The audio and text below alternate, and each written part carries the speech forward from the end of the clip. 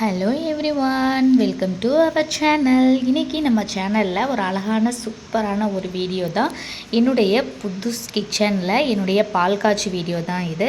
அந்த டே நான் மார்னிங் பிரேக்ஃபாஸ்ட்டுக்கு என்ன மாதிரியான லன்ச்லாம் ப்ரிப்பேர் பண்ணேன் அப்படின்ற வீடியோ தான். இனிமேல் நம்ம குயின் ஆஃப் சுரேஸில் வரக்கூடிய க்ளீனிங் வீடியோவாக இருக்கட்டும், கிச்சன் வீடியோவாக இருக்கட்டும், எந்த ஒரு மாதிரியான விலாகாக இருந்தாலும் இந்த ஒரு கிச்சனில் இருந்து தான் வரும். ஏன் அப்படின்னு பார்த்தீங்கன்னா, எங்களுக்கு ட்ரான்ஸ்ஃபர் ஆனதுனால நாங்கள் குவார்ட்டர்ஸ் அலாட் ஆகியிருந்தது. அந்த குவார்ட்டர்ஸில் இப்போ ஒரு 3 இயர்ஸ் நான் வந்து இங்கே தான் ஸ்டே பண்ண போகிறேன். ஸோ இங்கே இருக்கக்கூடிய பிளேஸில் என்னென்ன மாதிரியான இன்ட்ரெஸ்டிங்கான விஷயம் இருக்குது, இந்த ஒரு கிச்சனில் என்ன மாதிரியான திங்ஸ்லாம் வச்சு ஆர்கனைஸ் பண்ணலாம் அப்படின்னு சொல்கிறது தான். நான் நிறைய டைம் வீடியோலேயே சொல்லியிருப்பேன், செல்ஃப் இல்லாத கிச்சன் சொல்லிவிட்டு. அதே மாதிரி செல்ஃபே இல்லாத கிச்சன் தான் கடைசி எனக்கு அலாட்டாக இருந்துச்சு. நான் பார்க்கும்போது அப்படி தான் நினச்சேன். அதே மாதிரி சின்ன கிச்சன் அடிக்கடி சொல்லுவேன் இல்லைங்களா, அதே மாதிரி தான் 2 ஆள் மட்டும் நிற்கக்கூடிய அளவுக்கு இருக்கக்கூடிய சின்ன கிச்சன், கவர்மெண்ட்டில் அலாட் ஆகிருக்கக்கூடிய இந்த கிச்சனை என்னென்ன மாதிரியான க்ரியேட்டிவிட்டியோடு நம்ம வச்சுக்கலாம் அப்படின்ற வீடியோ தான் இனி வரப்போகிற வீடியோ இருக்கும். இனிமேல் ப்ராப்பராக டெய்லி வந்து வீடியோ வரும். இடையில இந்த ட்ரான்ஸ்ஃபர் பண்ணுறதுனால பொருட்கள் இங்கிட்ட அங்கிட்டும் கொரியர் போடணும் அப்படின்றதுனால என்னால் வந்து ப்ராப்பராக வந்து வீடியோ போட முடியலை. இனிமேல் நம்ம வீடியோ ப்ராப்பராக நம்ம சேனலில் வீடியோ வரும். உங்களுடைய சப்போர்ட் எப்போதும் நம்ம சேனலுக்கு இருக்கும். இனிமேல் வந்துட்டு ப்ராப்பரான முறையில் வீடியோ வரும். க்ளீனிங் டிப்ஸ் எல்லாமே வந்து சூப்பரான தொடக்கத்தில் இருக்கும்.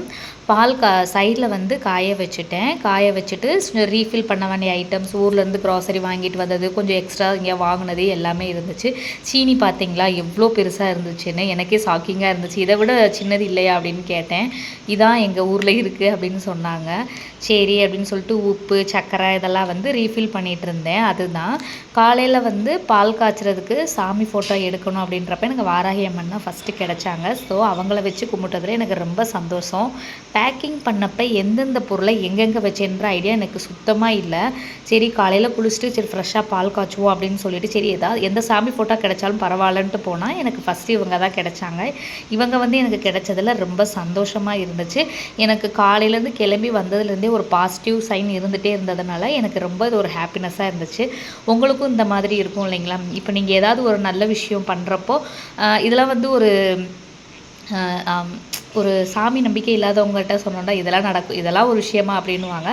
பட் நான் வந்து சாமியை ரொம்ப என்னோடய ஃபுல் ஹோப்புமே வந்துட்டு டிவோஷன் தான் சொல்லுவேன் நான். அதனால் எனக்கு காலையிலேருந்து நடக்கக்கூடிய சின்ன சின்ன விஷயங்கள் கூட எனக்கு ரொம்பவே ஒரு குட் சைனாக இருந்துச்சு.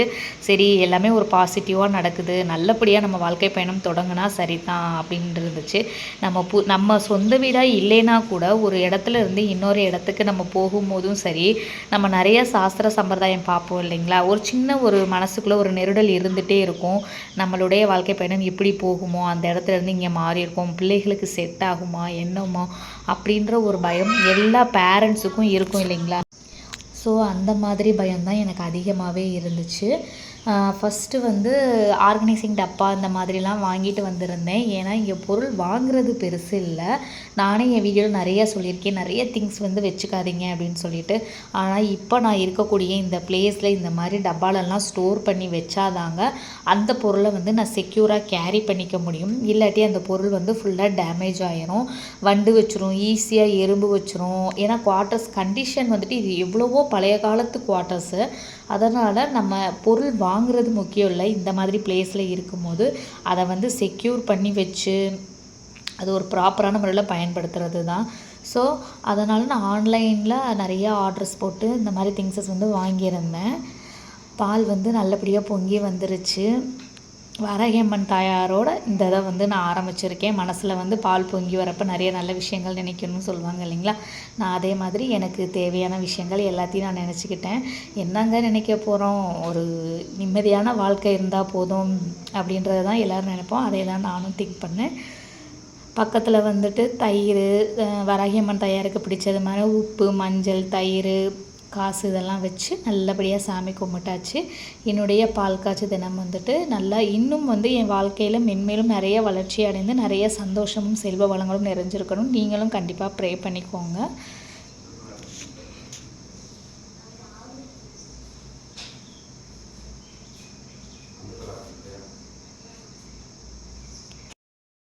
காஃபி பவுடர் இந்த மாதிரி ஐட்டம்ஸ் எல்லாம் நான் அந்த கவர்லேயே வச்சு இது பண்ணிக்கிட்டேன். ஏன் அப்படின்னு பார்த்தீங்கன்னா டக்குன்னு கட்டி சேர்ந்துடும். இங்கே இருக்க கிளைமேட் சொல்லவே முடியாது, டக்குன்னு சேஞ்ச் ஆகும், மழை பெய்யும் இந்த மாதிரி. அதுவும் இல்லாமல் வண்டு பூச்சி இதெல்லாம் சொல்லவே தேவையில்லை, அசால்ட்டாக இருக்கும். நம்ம எவ்வளோ தான் டீப் க்ளீன் பண்ணி வச்சாலும் இந்த மாதிரியான இடங்களில் நம்ம எப்பயுமே அலர்ட்டாக தான் இருக்கணும். நம்ம ஊரில் கிச்சனில் பார்த்திங்கன்னா நார்மலான ஒரு இதாக தான் இருக்கும், மண் தூசி இருக்காது, பூச்சிப்பட்ட பயம் இருக்காது. ஆனால் இங்கே எதுக்குமே பயப்படவே தேவையில்லை. அந்த அளவுக்கு 24 hours நீங்கள் அலர்ட்டாகவே இருந்துகிட்டே தான் இருக்கணும்னு நான் சொல்லுவேன். ஏன்னா நம்ம இருக்கிற இடம் அந்த மாதிரி. இப்போ குவார்ட்டர்ஸ் ஏரியாலாம் வந்து பார்த்திங்கன்னா அவுட் ஆஃப் ரொம்ப ஒரு ஜங்கலில் மாதிரி தான் அலாட் பண்ணி தருவாங்க இல்லைங்களா. ஸோ அந்த மாதிரி தான் இருக்குது. என்னுடைய லைஃப்பில் ஒரு பெரிய டாஸ்க்கே வந்துட்டு பார்த்திங்கன்னா இதை எப்படி நான் மேனேஜ் பண்ணி வரப்போகிறேன், இங்கே வந்து பிள்ளைங்களோட ஸ்டடீஸ் எப்படி இருக்குது, இந்த கிச்சனை நான் எவ்வளோக்கு எவ்வளோ என்னுடைய க்ரியேட்டிவிட்டி வச்சு மேக் ஓவர் பண்ணுறேன் அப்படின்ற ஒரு வீடியோ தான் இனி வரப்போகிற வீடியோ எல்லாமே இருக்க போகுது. உங்களுக்கு கிச்சனில் இந்த மாதிரி எந்த டவுட் இருந்தாலும் சரி, இல்லை நான் என் கிச்சனில் ஏதாவது தவறுதலாக நான் ஒரு ஐடியா இல்லாமல் வச்சுருந்தாலும் சரி, நீங்கள் அதை சொன்னீங்கன்னா அதுக்கேற்றது மாதிரி மாற்றி வச்சுக்கலாம். பால் காய்ச்சணும், அந்த பாலை வந்து எல்லாத்துக்கும் தம்பிங்களுக்கு சீனி மட்டும் போட்டு ஆற்றி கொடுத்தாச்சு. அப்பாவுக்கும் எனக்கும் நான் வந்து காஃபி ஆற்றிக்கிட்டேன். என்னமோ ஒரு டேஸ்ட் வைஸ் வந்து பார்த்திங்கன்னா நம்ம ஊரில் இருக்கிறதுக்கும் இங்கே இருக்கிறதுக்கும் கொஞ்சம் டிஃப்ரெண்ட்டாக இருந்துச்சுட்டு ஹஸ்பண்ட் கூட சத்தம் போட்டுட்டு இருந்தாங்க, ஏம்மா பாலில் கூடயா அப்படின்னு சொன்னாங்க. இருந்தாலும் நான் சொன்னேன், எங்க நம்ம ஊரில் இருக்கிற மாதிரி வருமா, இந்த ஏதோ மதுரை டாக்ஸ் மாதிரி எங்கள் மதுரை இருக்கா, எங்கள் ஊர் போல் வருமா அப்படின்ற மாதிரி தான் இருந்துச்சு. நல்லபடியாக காஃபி ஆற்றி குடித்தாச்சு. காஃபி ஆற்றி குடித்ததுக்கப்புறம் தான் என்னுடைய சமையல் வேலையவே நான் ஃபஸ்ட்டு ஸ்டார்ட் பண்ணேன். பக்கத்தில் வந்து அப்பா வந்து சாமி கும்பிட்றதுக்கு பூ பறிச்சிட்டு வந்தாங்க. அதை வச்சு கொஞ்சம் செல்ஃப் ஏரியா அந்த மாதிரி இடங்களில் சாமியும் வச்சு கும்பிட்டாச்சு. ரொம்பவே சின்ன கிச்சன் அப்படின்றதுனால எந்த பொருளையும் எங்கே வைக்கணுன்றது தெரியலை. சமையலும் நல்லபடியாக முடித்தாச்சு. அன்றைக்கி சமையல் வந்து பார்த்திங்கன்னா நார்மல் ரைஸ் வச்சு பருப்பு தான் வச்சுருந்தேன். கிளம்பி வர அவசரத்தில் சாம்பார் பொடி போட்டு வெறும் தக்காளி சாம்பார் மாதிரி தான் வச்சுருந்தேன். காய்கறி இதெல்லாம் எங்களால் வாங்கிட்டு வர முடியலை அவசரத்தில் வந்ததுனால. அப்புறம் தொட்டுக்கிறதுக்கு வந்துட்டு பன்னீர் கிரேவி மாதிரி ரெடி பண்ணியிருந்தேன். அப்போதைக்கு அந்த டேயில் கிடைக்கக்கூடிய எதுவும் பிளான் இல்லாமல் சரி இதெல்லாம் மொத்தமாக வாங்கிட்டு வந்திருந்தாங்க. அப்பளம் பொரித்து பாயாசம் வச்சாச்சு.